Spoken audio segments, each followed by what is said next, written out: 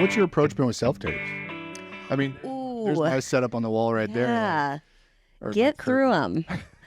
Do you have any like tips or tricks? Do you hate it?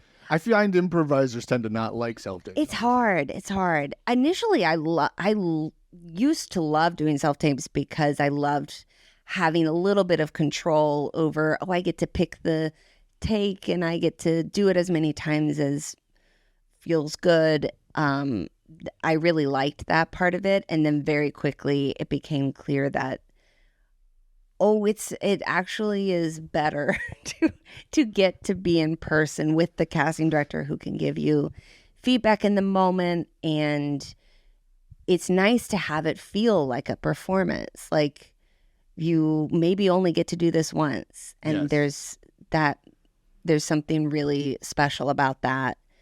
And I find myself getting really in my head with, oh gosh, I'll do so many takes and then I won't know which one's right. And then it'll take so much longer than a normal prep for an audition would, Yeah. When you just said like, it feels like a performance, I was literally trying to think when the last time I felt like pressure around an audition, and it's been a long time. Yeah. Like, yeah. Before I used to do improv shows, I wasn't a pressure, but it was like that, that sort of energy in your gut coming up, excitement, nerves, all that. I haven't had that in a long time. And I used to get that when you'd go into for like a Wendy O'Brien or something. And it doesn't happen with self-tapes. You get all the takes you want. And I know. I wonder if that takes away from it. I hope they come back, but I feel like we discovered there's such a convenience with the self-tapes that I feel like they're going to be here to stay. Yeah.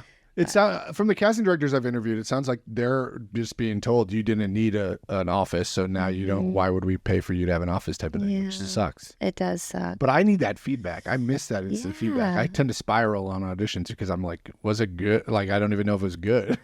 You also don't get that really crucial part of those relationships with casting directors where they become you go into their office, you get to chat with them a little bit, they become friends. Yeah. And when you just are sending tapes in, you don't get any face-to-face interaction with them.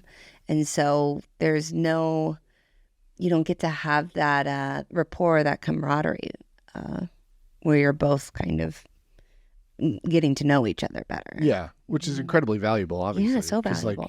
They just can speak to your language or whatever, and vice versa, which I think is helpful. Right, definitely. How much do you improv on auditions?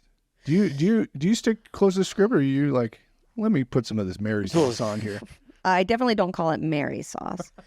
And if I did, I think I would be fired immediately. It depends on what it is. I think I mostly stick to this script, but if it feels organic to what's happening in the scene to like have it be a little loose, I'll do that. But I won't go off the rails or anything. Yeah. Unless they're like, go off the rails. Or I do tend to, I have a habit, which I don't know if it's a good habit. Ooh, tell me. I like this. I tend to, if it's a scene for a comedy, at the end of it, I will tend to improvise a button. Like, not that the scene doesn't already have a button, but I'll tend to improvise a little bit further at the end. Like, at the end of the scene, I'll add something that I don't know if it's helpful, but it does kind of help. Okay, I made it my own, Yes. But for the most part, I try to stick pretty close to the script with just a little smooch of Mary sauce. Sorry. Yeah, see, that's something I wrestle with, and I think that's why the room would be beneficial. They'd be like, feel free to add a button on the end. They don't put that in the fucking breakdown express, which is so frustrating. And then you don't want to email your agent and be like, like for me, I mostly get, the 2, 3, 4 line auditions, and I have to want to put some Mike sauce on there, but like you can't, because it's like, here's your package. I think it's also a matter of understanding the character's function in the story and not over stepping that with the improvising, because you definitely want to show that that's a skill you have, Right. but you also want to be what embody the function of that character in the story, and so maybe improvising is not Yeah. appropriate for that, you know? Yeah, I always wonder if like I should do a thing in the intro, not necessarily improvise, but like movement into it or movement out of it at the end. Like I never even know, and it's Yeah. so frustrating. I don't know because, like, either, and I don't think there's any one way to do it. I think it's who knows. I have no tips about that. I just sort of just do it. Well, I think it's to your point. Like sometimes it works and sometimes it Yeah. doesn't. But do you coach? Do you have a coach when you do self tapes or anything? No.